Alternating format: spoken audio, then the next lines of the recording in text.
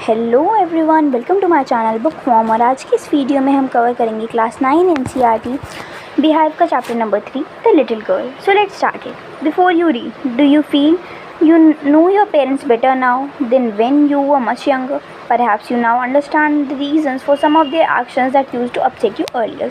तो क्या आप लोगों को अब ऐसे महसूस होता है कि जो आपके पेरेंट्स हैं आप अब उनको बहुत ही अच्छे से जान चुके हो? अब आपको ये धीरे धीरे समझ में आने लगा होगा कि बचपन में आपके मम्मी पापा जो आपको डांटते थे, मारते थे, वो सिर्फ और सिर्फ आपके भले के लिए ही किया करते थे। The story about a little girl whose feelings for her father changed from fear to understanding will probably find an echo in every home. तो ये जो कहानी है ना छोटी बच्ची की, वो चेंज होती जाती हैं उसकी फीलिंग्स। पहले तो वो अपने पापा से बहुत ही ज़्यादा डरा करती थी, लेकिन धीरे धीरे जब उसे अपने पापा के बारे में समझ में आने लगा तो वो उनको समझने लग जाती है। और ये जो कहानी है ना, वो हमारी कंट्री में और हमारी पूरी दुनिया में बहुत सारे घरों की जैसी होगी। The little girl he was a figure To the little girl, he was a figure to be feared and avoided. तो वो जो छोटी बच्ची थी उसके लिए वो एक ऐसा फिगर था, यानी कि वो एक ऐसा इंसान था जिसे वो हमेशा इग्नोर करना चाहती थी और अवॉइड करना चाहती थी। Every morning before going to work, he came into her room and gave her a casual kiss, to which she responded with goodbye father. तो अपने काम पर जाने से पहले वो उसे एक किस किया करते थे और फिर वो जो बच्ची थी वो कहती थी कि गुड बाय पापा। And oh, there was a glad sense of relief when she heard the noise of the carriage growing fainter and fainter down the long road. अब उसे ये बड़ा अच्छा लगा करता था जैसे जैसे वो गाड़ी, उनकी पापा जो जाया करते थे तो जो गाड़ी की आवाज़ है वो धीरे धीरे गायब होती जा रही थी। In the evening when he came home, she stood near the staircase and heard his loud voice in the hall, "Bring my tea into my drawing room. Hasn't the paper come yet? Mother, go and see if my paper's out there and bring me my slippers." तो जब जब शाम को उसके पापा घर आया करते थे तो वो सीढ़ियों के पास खड़ी हो जाती थी और उसकी आवाज़ को सुनती थी और वो अपनी मम्मी को ऑर्डर दिया करते थे, यानी कि कीजिया जो छोटी बच्ची थी उसकी दादी को ऑर्डर दिया करती थी कि मम्मी क्या अभी तक अखबार नहीं आया, मुझे चाय ला के दे दो और मुझे मेरी चप्पलें ला के दे दो। Kezia mother would call to her, "if you are a good girl you can come down and take off father's boots." तो कीजिया उस बच्ची का नाम होता है, तो उसकी मम्मी उसे बोलती है कि कीजिया अगर तुम एक बहुत ही अच्छी बच्ची हो तो तुम नीचे आ जाओ सीढ़ियों से हॉल में और अपने पापा के जूते ले लो। Slowly the girl would slip down the stairs more slowly still across the hall and push open the drawing room door. तो धीरे धीरे वो लड़की क्या करती है, कीजिया धीरे धीरे सीढ़ियों से उतर जाती है और हॉल में आ जाती है और दरवाज़ा खोलती है। By that time he had his spectacles on and looked at her over them in a way that was terrifying to the little girl. तो उस टाइम पे उनके चश्मे लगे हुए होते हैं और वो बच्ची को घूर के देखते हैं। अब ऐसा लगता है कीजिया को कि वो उसे डरा रहे हैं। Well Kezia, hurry up and pull off these boards and take them outside, have you been a good girl today? तो उसके पापा बोलते हैं कि कीजिया अब इन्हें जल्दी करो और जूतों को बाहर रखाओ, और क्या तुम आज एक अच्छी बच्ची की तरह तुमने बर्ताव किया? I don't know father. तो वो कहती है कि मुझे नहीं पता पापा। You don't know? If you start like that mother will have to take you the doctor. तो उसके पापा बोलते हैं कि अगर तुम इसी तरीके से बोलोगी अटक अटक कर तो तुम्हारी मम्मी को तुम्हें डॉक्टर के पास ले जाना पड़ जाएगा। She never started with other people, had quite given it up. तो वो कभी भी और लोगों के साथ ना अजीब से नहीं बात किया करती थी, इतना अटक अटक के बात नहीं करती थी, बट ओनली विद फादर, पर अपने पापा के साथ करती थी। Because then she was trying so hard to say the words properly, क्योंकि अब वो अपने पापा से इतना डरती है तो वो शब्दों को, पूरी लाइन को ढंग से बोल ही नहीं पाती थी। What's the matter? What are you looking so raised about? Mother, I wish you taught this child not to appear on the brink of the suicide. Here Kezia, carry my tea cup back to the table carefully. तो उसके पापा बोलते हैं उसकी दादी को कि mummy तुम इसे अच्छे से बिहेव करना सिखाओ। तो फिर वो कीजिया को बोलते हैं कि कीजिया इस चाय के कप को ले जाओ। He was so big, his hands and his neck, especially his mouth when he yawned. Thinking about him alone was like thinking about a giant. तो वो उसकी पापा की हाइट इतनी ज़्यादा थी, वो इतने बड़े थे, तो उन्हें देख के ऐसा लगता था कि वो एक जायंट है, यानी कि बहुत ही बड़े आदमी हैं। On Sunday afternoons, grandmother sent her down to the drawing room to have a nice talk with father and mother. तो संडे के दिन को क्या करती थी उसकी दादी कीजिया की कि वो उसे ड्राइंग रूम में भेज दिया करती थी जिससे कि वो अपने मम्मी पापा से बात कर सके। But the little girl always found mother reading and father stretched out on the sofa. तो कीजिया क्या देखा करती थी कि उसकी मम्मी तो हमेशा किताबें पढ़ रही होती हैं और पापा सोफे पे सो रहे होते हैं. His handkerchief on his face, his feet on one of the best cushions, sleeping soundly and snoring. तो वो हमेशा देखती है कि एक हैंडकरचीफ, एक रुमाल उनके मुंह पर पड़ा रहता है और वो सोफे पर इस तरीके से लेटे हुए रहते हैं और खर्राटे मार रहे होते हैं. She sat on a stool, gravely watched him until he woke and stretched and asked the time, then looked at her. Don't stare so, Kezia. You look like a little brown owl. तो वो एक stool पर तब तक बैठा करती थी जब तक उसके पापा उठ नहीं जाते थे और उससे टाइम नहीं पूछते थे. टाइम पूछ के वो उसे देखा करते थे और उसे बोलते थे कि इस तरीके से घूरो मत कीजिए, तुम एक आउल जैसी लगती हो, एक उल्लू जैसी दिखती हो. One day, when she was kept indoors with a cold, her mother told her that father's birthday was next week and suggested she should make him a pin cushion for a gift out of a beautiful piece of yellow silk. तो उसकी दादी, कीजिया की दादी उसे क्या बताती हैं कि उसके पापा का बर्थडे अगले हफ्ते है तो उसे कोई गिफ्ट तैयार करना चाहिए. तो उन्होंने सजेशन दिया कि तुम एक काम करो, तुम एक कुशन बना के दे दो गिफ्ट के तौर पे, एक येलो सिल्क से. Laboriously, with a double cotton, the little girl stitched 3 sides. But what to fill it with? That was the question. The grandmother was out in the garden and she wandered into her mother's bedroom to look for scraps. तो क्या होता है कि वो तीनों side को सिल देती है. अब उसमें भरे क्या वो आखिरकार, क्योंकि उसके पास कॉटन तो थी नहीं, तो उसने सोचा इस तकिए में आखिरकार मैं भरूंगी क्या.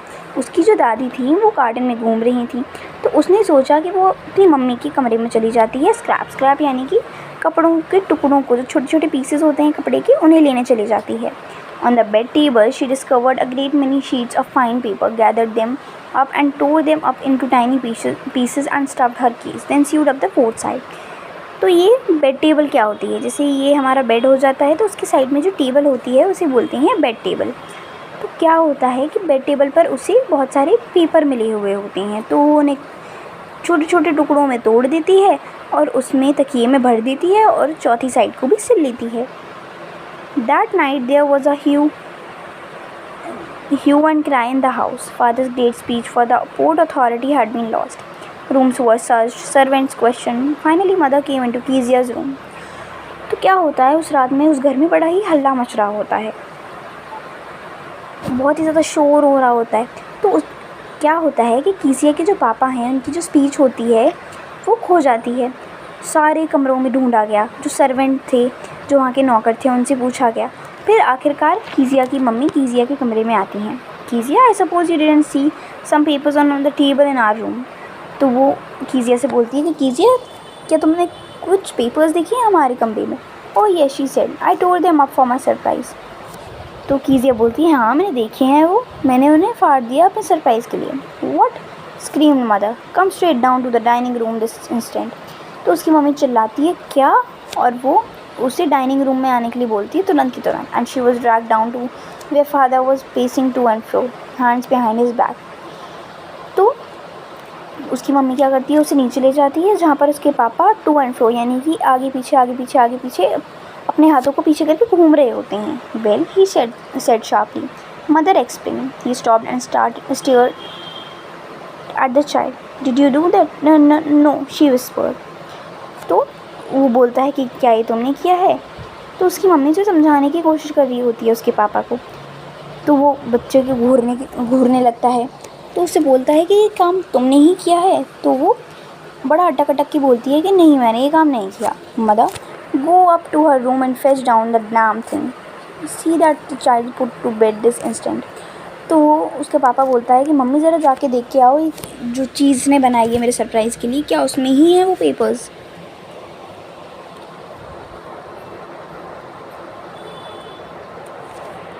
Crying too much to explain. जो कीजिया होती है वो बहुत ज़्यादा रो रही होती है, तो वो समझा नहीं पाती है कि वो आखिर वो करना क्या चाह रही थी. शी ले in the shadowed room watching the evening light make a sad little pattern on the floor. Then father came into the room with a ruler in his hands. I'm going to beat you for this, he said. Oh no, no, she screamed, hiding under the bedclothes. He pulled them aside. Sit up, he ordered, and hold out your hand. You must be taught once and for all not to touch what does not belong to you. तो उसके वो कीजिए इतने ज़्यादा रो रही होती है कि वो समझा नहीं पाती आखिरकार उसने वो पेपर्स को फाड़ा क्यों था। तो उसके पापा क्या करते हैं, वो उसके कमरे में जाते हैं और उनके हाथ में एक रूलर होता है। तो वो कहते हैं कि मैं तुम्हें इस चीज़ के लिए मारने वाला हूँ कि तुमने इतना गलत काम क्यों किया। तो वो छुप जाती है बेड में, कंबल वगैरह के नीचे, ब्लैंकेट के वगैरह के नीचे। तो वो उसे ऑर्डर देता है कि चलो बैठो अब जल्दी और अपने हाथों को आगे करो। You must be taught once and for all not to touch what does not belong to you. तो उसके पापा कहते हैं कि तुम्हें सबक सिखाना पड़ेगा कि किस तरीके से तुम्हें ऐसा काम नहीं करना चाहिए। But it was for your birthday. तो कीजिए समझाती है कि पर ये आपके लिए बर्थडे के लिए था। Down came to the ruler on her little pink palms. Hour later than grandmother had wrapped her in a shawl and rocked her in a rocking chair. The child clung to her soft body. तो कुछ घंटों बाद उसकी दादी आती हैं और उसे शॉल दे देती हैं और उसे कुर्सी पर बिठा देती हैं। तो वो बच्ची होती है, वो अपनी दादी से चिपक जाती है। What did God make fathers for? She sobbed. तो वो रोते रोते बोलती है कि पापा को बनाते ही क्यों है भगवान।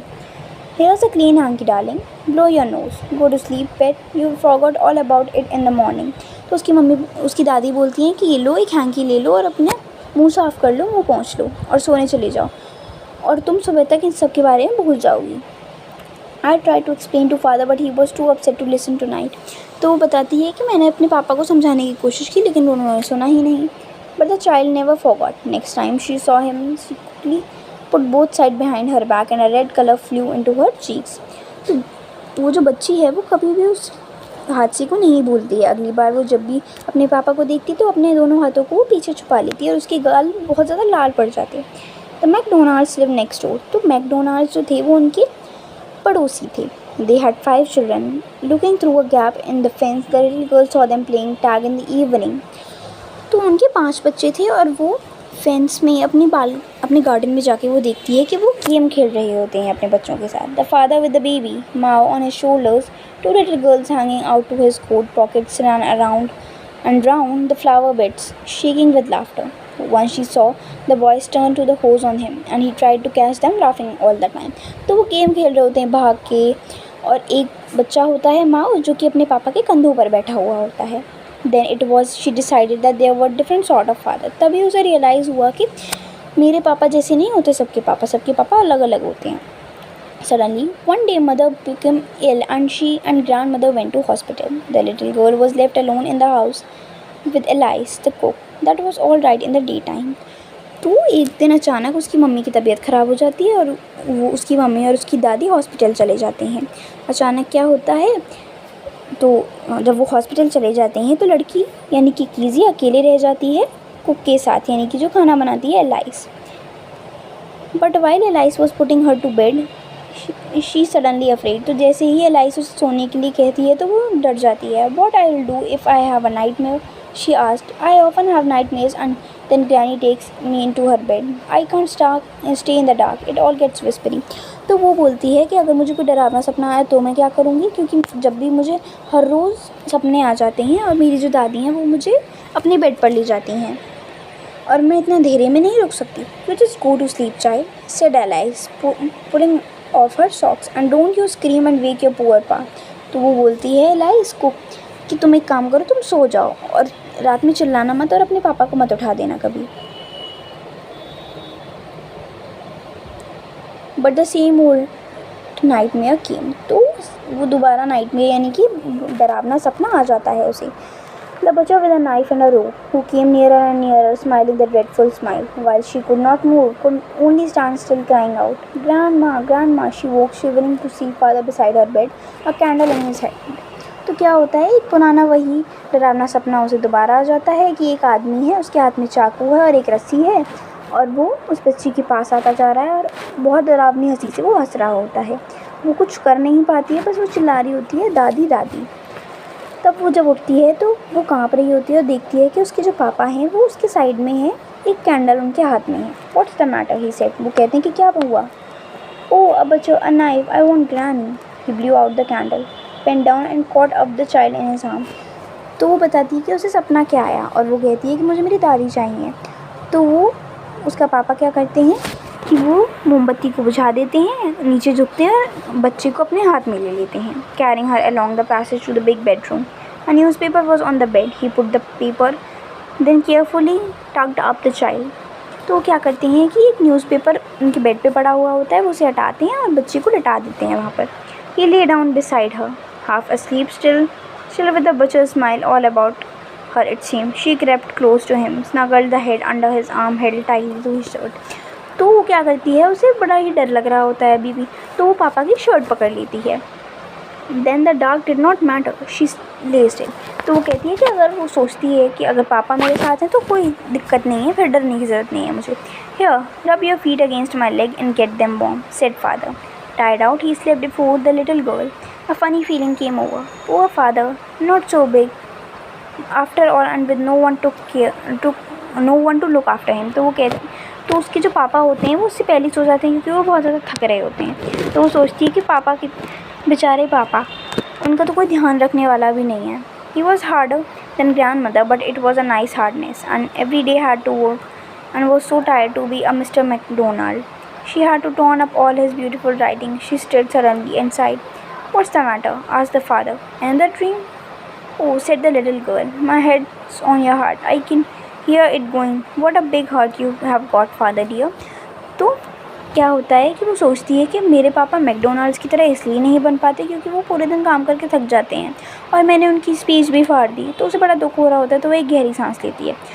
तो उसके पापा बोलते हैं कि दिक्कत क्या हुई, अब दोबारा सपना आ गया. तो लिटिल गर्ल, जो छोटी बच्ची होती है कीजिया, वो कहती है कि मेरा ऐसा कुछ नहीं है, मेरा जो सर था वो आपके हार्ट पे आ गया था और बहुत ज़्यादा धक धक सुनाई दे रही है, और पापा आपका कितना बड़ा दिल है. तो यहाँ पर चैप्टर ख़त्म हो जाता है. आई होप आपको ये समझ में आ गया होगा, और अगर आपको कोई भी डाउट हो तो जल्दी से कमेंट करके बता देना, मैं अगली वीडियो में सॉल्व कर दूँगी. तब तक के लिए बाय बाय.